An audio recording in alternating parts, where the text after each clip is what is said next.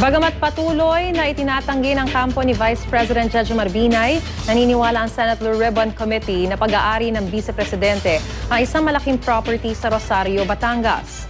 Sa ngayon, 10 senador na ang pumirma sa report ng komite. May news to go si Jam Sisante.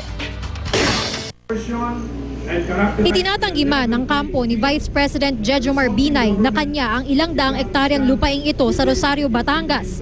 Naniniwala ang Senate Blue Ribbon Committee na pagmamay-ari talaga ito ng Vice Presidente.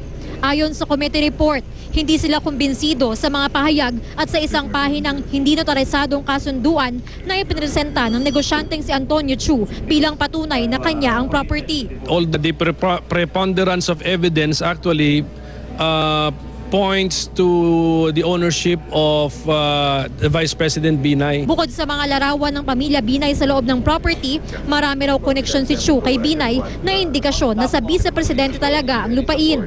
Ayon din sa report, ang abogado ni Chu, law partner ni Makati Representative Abigail Binay. Ang kapatid at hipag ni Chu ay campaign donor ni Vice President Binay.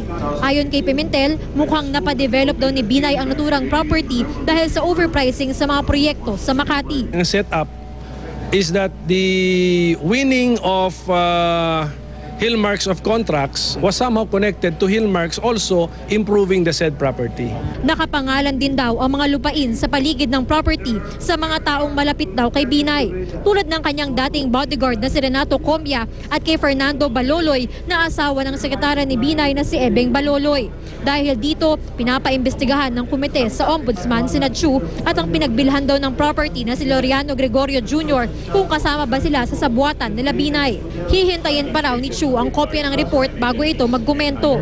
Pero dati na niyang iginiit na kanya talaga ang property at may kakayanan siyang bilhin ito bilang isang negosyante. Sabi ng abogado ni Binay, isinagawa lamang ng Senado ang investigasyon upang magkaroon ng pagkakataon ang mga kaaway ni Binay sa politika na mag-akusa ng mga krimeng hindi bibigyang pansin sa husgado dahil wala itong sapat na ebidensya.